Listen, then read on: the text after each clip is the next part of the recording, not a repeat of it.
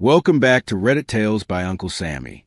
I see you, I appreciate you, and I'm thankful you subscribed and keep showing up. This space is built on your insights. Leave your thoughts and lessons below. Now, cue the tension, cue the truth, let's get into it. Before we get into this dramatized story, here's the part one wish more people learned earlier. When somebody only becomes ready for love after your circumstances improve, that is not growth. That is appetite. Pay attention to who respects your pace when your life looks ordinary, who stays kind when there is nothing shiny to gain, and who suddenly remembers your worth the minute your name starts traveling. This one is about a man who confused being needed with being loved, and what happened when he finally learned the difference. If you have ever watched somebody walk away from loyalty and then come running back when success shows up, this story is going to hit hard. Before we get into it, like this video, subscribe, and share it with somebody who knows that money does not change people, it reveals them. Now, let me tell you what happened to me. My name is Darius Cole, and the winter Simone left me. Chicago seemed determined to grind everything down to metal and bone. The buses hissed at the curb on Cottage Grove. Wind scraped old salt across the sidewalks. The radiator in my two-flat knocked all night like somebody trying to be let in. I was 38. Still wearing the same Navy work jacket with cold transit maintenance stitched over the pocket. Still fixing city buses for a living. Still believing that if you showed up steady enough, loved hard enough, and paid your bills on time, your life would eventually make sense. Simone used to laugh at how exact I was. I folded grocery bags into perfect triangles. I kept loose screws and odd washers in baby food jars with labels on the lids. Every Sunday morning before church, I polished my shoes while listening to the same old Maze cassette that had been riding in my truck since 2009. She said I lived like a man expecting an inspection. I told her somebody had to. She rolled her eyes when I said it, but she used to smile after, like my seriousness amused her more than annoyed her. We were together 6 years, which is long enough for your toothbrush to stop feeling like an object and start feeling like a promise. She was 34, beautiful in a way that made rooms rearrange themselves around her. Copper brown skin, sharp white blouses, a habit of tapping her thumbnail against her coffee cup when she was irritated. She sold luxury condos in the West Loop and had a voice that could make a plain sentence sound expensive. When we first met, she said I made her feel safe. Years later, I would understand that safety and admiration are not the same thing. I lived in my late mother's house in South Shore, a brick two-flat with a stubborn porch light, and a pear tree out back that barely produced fruit anymore. My Aunt Ernestine rented the upstairs unit for almost nothing, though if you asked her, she would tell you she was doing me the favor. She wore house slippers outside, made pound cake in a dented aluminum pan older than I was, and listened at doors without apology. Walls tell the truth before people do, she liked to say. She was the kind of woman who could spot bad intentions faster than she spotted rain. Simone never liked that house. She tried. I will give her that. She brought throw pillows, replaced a shower curtain, and bought a sleek lamp that looked like it belonged in a hotel lobby. But she never settled into it. The floorboards creaked too much. The kitchen was too small. Aunt Ernestine was too present. Simone wanted bright windows, hidden speakers, and a building with a doorman who said good evening like he meant it. She wanted our life to look like the glossy magazine spreads she kept folded inside her tote bag. I saw the difference between us long before I admitted what it meant. She ordered sparkling water with lemon because plain water looked sad, according to her. I drank coffee from Mr. Bell's diner in a foam cup with my name misspelled most mornings and was grateful it was hot. She called money freedom. I called it a breathing room. She wanted a man who moved like the city owed him something. I moved like I had learned early that nothing stays unless you care for it. At first, our differences felt exciting. Then they started collecting interest. The first time she said I was too comfortable, we were at a rooftop birthday dinner for one of her co-workers. Everybody there looked polished enough to leave fingerprints on glass. A man in a camel coat asked what I did, and I said, I keep buses moving. He blinked, then laughed like I had made a joke. Simone laughed too, but hers came a second late. In the car, she stared out the window and said, You could say fleet systems engineer. It sounds better. I asked, better to who? She said, people who matter. That one stayed with me longer than I admitted. I did not yell. I did not slam doors. I told myself she was tired, embarrassed maybe, trying too hard to fit among people who measure worth in square footage and watches. That was my first bad decision. I decided to tell the truth because I was afraid of what it would cost me to face it. I loved her. Love can make you patient in beautiful ways. It can also make you stupid in very organized ways, the kind that still let you get up for work on time. The second crack came over my mother's ring.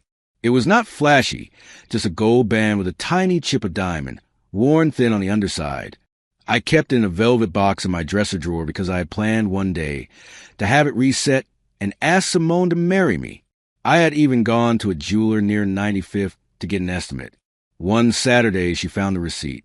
She looked at the amount, then at the box, and said, "That's sweet, but if we ever do this, I want something chosen for me, not inherited."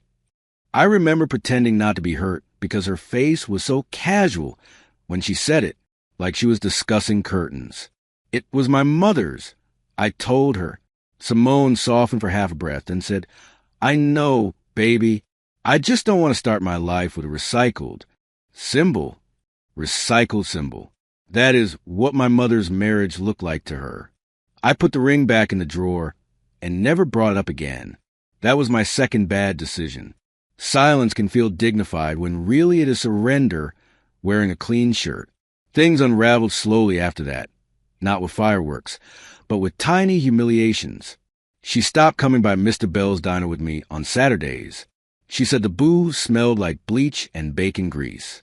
She started taking calls in the other room. She corrected the way I pronounced the names of wines I had never ordered before. She stopped saying our house and started saying your place. Every change was small enough to deny by itself. Together, they built a staircase down to something ugly, and I kept walking because I still thought love meant endurance. My best friend Leon saw it before I did. Leon ran a barbershop off 71st, where old men argued about the Bears, and little boys spun on booster cushions, pretending not to cry. He shaped his beard with mathematical precision, and had no patience for foolishness. One evening, while he lined at the back of my neck, he said, "Your girl looks at you like an internship now." I laughed because I did not want to hear it. Leon clicked his tongue. "I'm serious. She talks around you, not to you. Pay attention." I told him he was reading too much into nothing. He wrapped the cape off me and said, "Darius, women who love you do not keep introducing you like a rough draft." That line followed me home. I stood in my kitchen, staring at the dent in the refrigerator from when my cousin Rochelle rammed it with a hand truck, helping me move it years ago, and I finally let myself name what I had been dodging. Simone was embarrassed by the life I could offer now. She was waiting for the version of me that looked better in pictures. Rochelle was my cousin on my father's side, loud, practical, and impossible to manipulate. She drove CTA trains, wore bright lipstick under her knitcaps, and had a laugh that made strangers turn around. She and Simone never clicked. Rochelle said Simone complimented with her teeth clenched. That Thanksgiving, while we packed leftovers into containers, Rochelle nudged me and murmured, "She asks what everybody does before she asks their names." I told her she was being harsh. Rochelle handed me a foil-wrapped pen and said, "Maybe I'm still right." The actual leaving happened in March, on one of those fake spring days when the sun shows up just long enough to make people foolish. I came home from a 10-hour shift with grease under my nails and found 3 suitcases by the door. Simone stood in the living room in a cream coat, one hand gripping the strap of her purse, so tight her knuckles looked ashy. There was no scene at first, just that awful quiet people use when they have rehearsed something. I knew before she opened her mouth that I had already been edited out. "I can't do this anymore," she said. Those were her exact words. As if our life had been a task she no longer had the energy to complete. I asked what this meant. She looked around the room, instead of at me. This house, this smallness, every conversation about saving and waiting and someday. I am tired of living like life is something we prepare for instead of living. I should have been angrier right then. Instead, I felt ashamed, which is what betrayal does when it catches you already questioning yourself. I asked if there was somebody else. She hesitated half a second too long. "There's not exactly somebody," she said, which told me everything. Not exactly. That phrase had another man standing inside it with his hands in his pockets. Later I learned his name was Marcel Benton, a developer with polished shoes and a condo over the river. But in that moment, I only knew I had been measured and found too ordinary. Aunt Ernestine came downstairs in her robe when she heard voices and stood in the hallway like judgment itself. Simone kept talking. She said she wanted more. She said she had spent years shrinking her expectations to fit my comfort. She said I was kind, dependable, solid, all the words people use when they're trying to leave without admitting they're bored by goodness. Then she made the mistake of saying, "Maybe this will finally push you to become who you could be." Aunt Ernestine sucked her teeth, so hard it sounded like a match striking. I looked at Simone and realized she thought abandoning me was some kind of gift. I could have begged. That was the road right there, open and humiliating. I could have listed the vacations I planned, the ring in the drawer, the overtime hours, the way I memorized how she took her tea. Instead, I chose something else, not because I was strong, but because her face had already left. "Then go," I said. My voice surprised me. "Flat, clean, take what's yours." She blinked, like she expected resistance she could use to make herself feel justified. "That's it?" she asked. I said, "You already left before tonight." After she walked out, Aunt Ernestine picked up the coffee mug Simone always used, the expensive one with the thin handle, and dropped it straight into the trash. "No need to keep ghosts with dishes," she said. I laughed then, one of those cracked little laughs that turns into something else if you are not careful. That night, I slept on top of the covers of my work clothes because taking them off would have meant admitting the day was real. In the morning, the house still smelled faintly like her perfume, and I hated that more than I hated her. The next few months were not dramatic. That is the part people do not tell you. Heartbreak is mostly administration.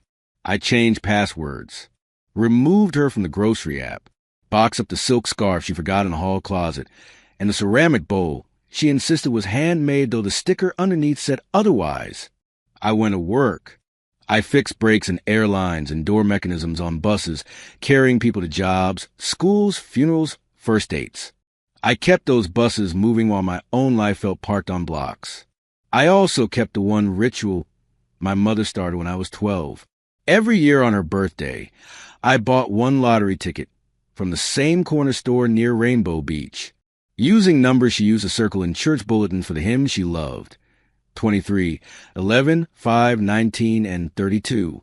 Mama never thought she would win. She called a conversation with possibility. After she died, the ritual became my way of speaking back. Most years, I folded the losing ticket into my wallet for a day, then threw it away without ceremony. The year I turned 39, Mama would have been 68. Her birthday landed on a Thursday in October, bright and windy, leaves skittering along the curb like little rust-colored crabs.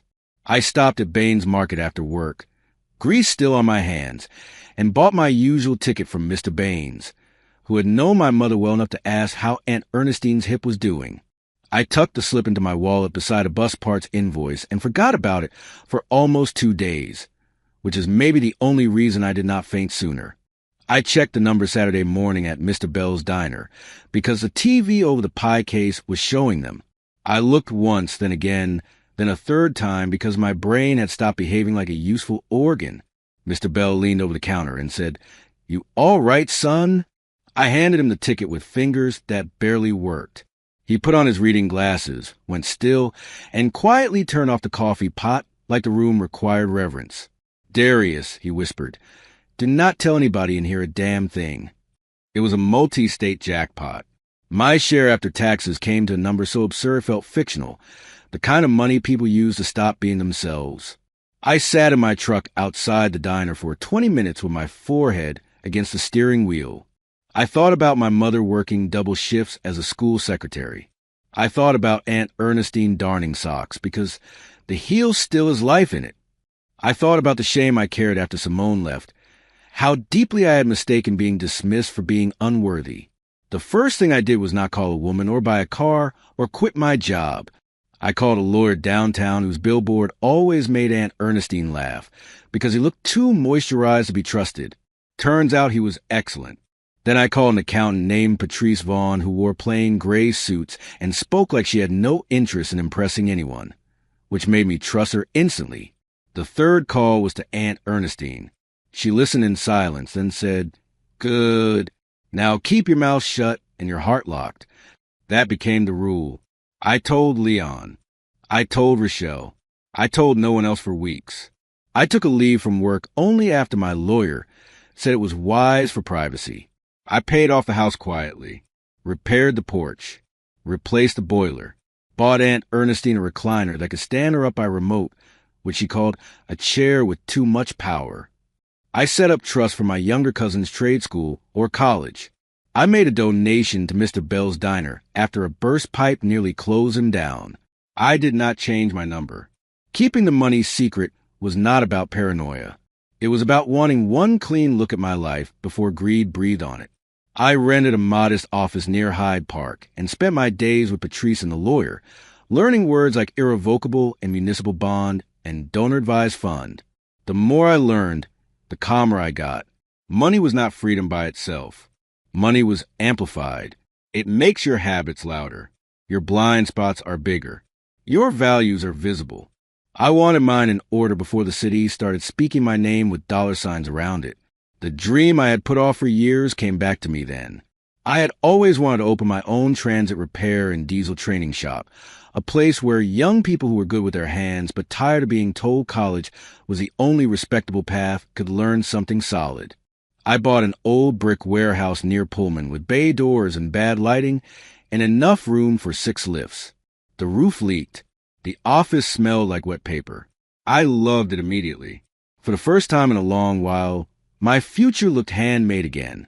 News leaked the way it always does in Black Chicago, through cousins, salons, church foyers, barbershops, and one loud uncle at a repast. I never made an announcement, but when the permits for the warehouse deal hit public records and somebody connected my name to the lottery claim, the whisper started.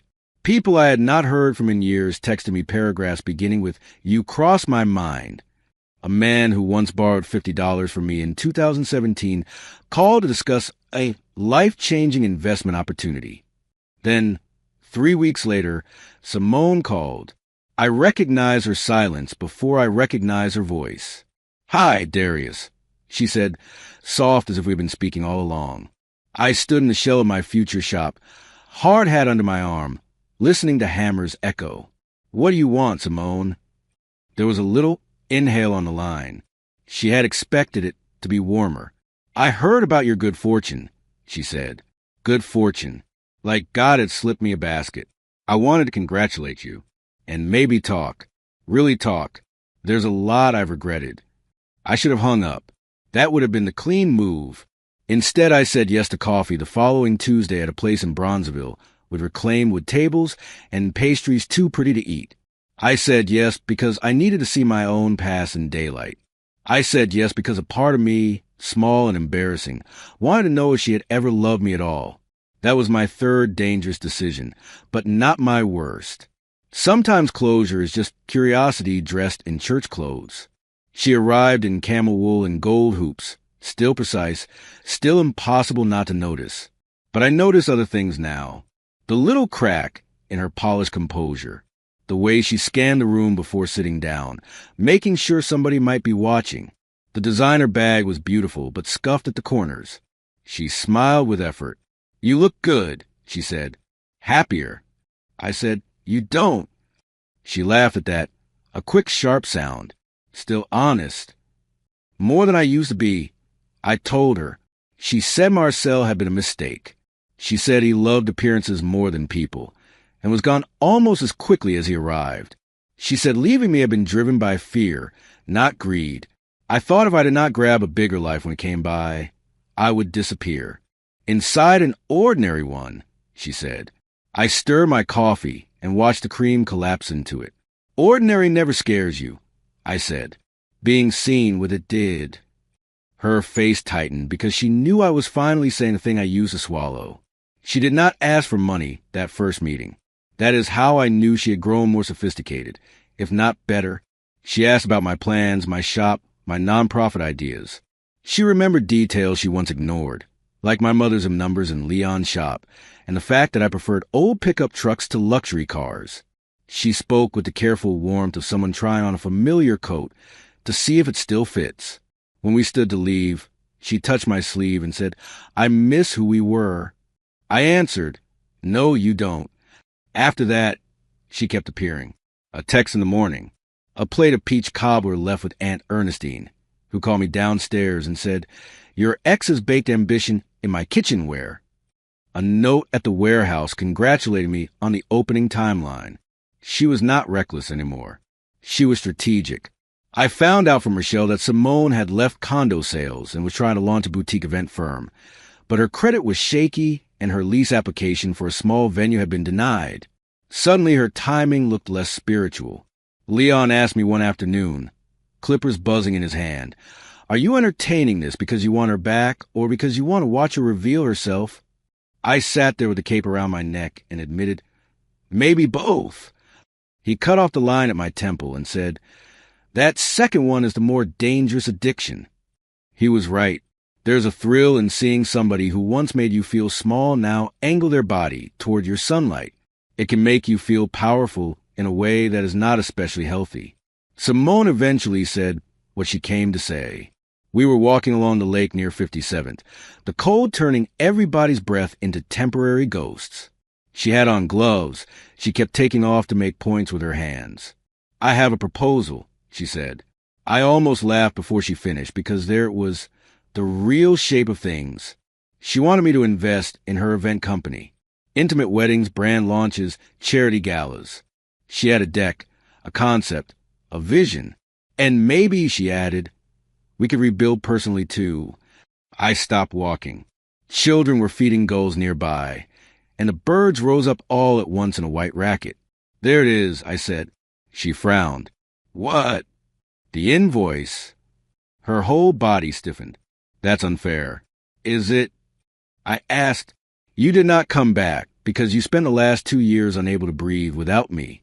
You came back because the man you called too comfortable suddenly looks bankable." She crossed her arms against the wind. "You always do this. You reduce my feelings to transactions." I said, "Only when they ride with pitched decks." She cried then, and I believed some of it was real. That is what made it sad instead of simple. People can be manipulative and sincere at the same time.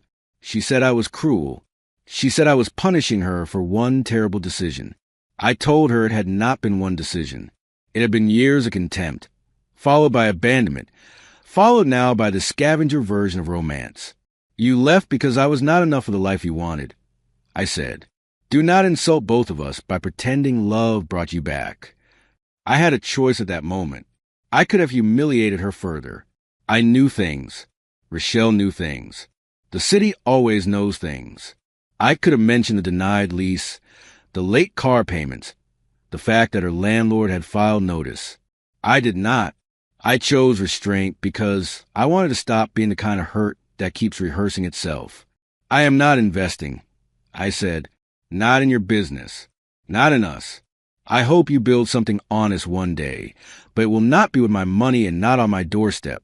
She looked at me for a long time, jaw tight, eyes wet, and then she said the ugliest true thing she had ever said to my face.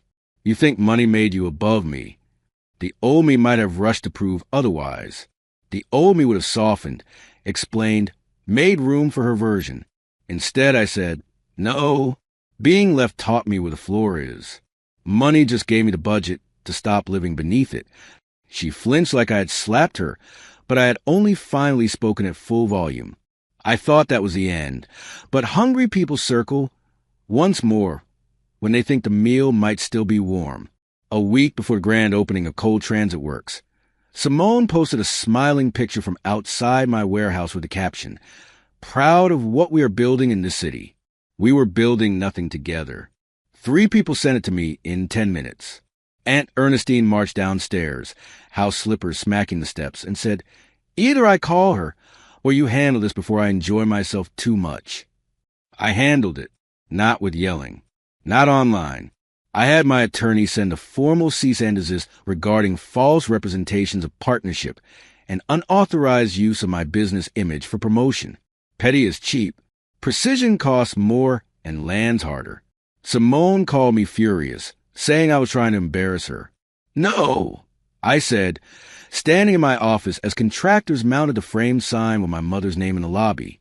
You embarrassed yourself when you tried to attach your future to my work without permission. She hung up on me. We never met alone again. The opening day was cold and bright. Kids from Dunbar Vocational came through in neat lines, staring at the lifts and tool walls like they were looking into a version of adulthood nobody had shown them before. Leon gave free haircuts in a side room for interview season. Mr. Bell brought coffee in cardboard carriers and acted insulted when people thanked him too much. Rochelle wore conductor blue and cried openly during my speech, denied it was tears because Wynne got disrespectful. Aunt Ernestine sat front row in a plum hat like she had personally financed the whole building. I stood at the microphone, looked out at the neighborhood that had held me before anybody thought I was a good investment, and understood something simple. Revenge does not always look like ruin. Sometimes it looks like refusing to make your pain the center of your life. I thanked the people who saw me when I was still grease-stained and uncertain. I announced scholarships in my mother's name for diesel certification and electrical diagnostics. I said this place existed because work deserved dignity and because steady men and women should not have to become flashy to be visible. 3 months later, I met Nia Jordan at a permitting hearing for a youth transportation grant. She was an urban planner with tortoiseshell glasses, a low laugh, and a habit of underlining things in blue ink while people were still talking. She lived in Bronzeville, played piano at her church twice a month, and never once asked me what I had won before she asked me what I cared about. Our first date was catfish and grits at a tiny place near Kenwood, where the owner kept calling us baby without waiting for permission. It felt easy. That mattered. I told Nia about Simone on our 4th date, because secrecy can rot a new thing before it starts. She listened, folded her hands, and asked only one question that counted. When she came back, did you want her, or did you want the version of yourself who thought being chosen by her proved something? I sat with that. Then I said, the second one. Nia nodded like she respected the answer more than she liked it. Good, she said. That version can rest now. Nobody had ever handed me clarity so gently. I heard about Simone again the next summer. Her event company had folded. She moved in with a cousin in Maryland for a while, then came back to Chicago and started working for a nonprofit that helped women rebuild after financial abuse and housing loss.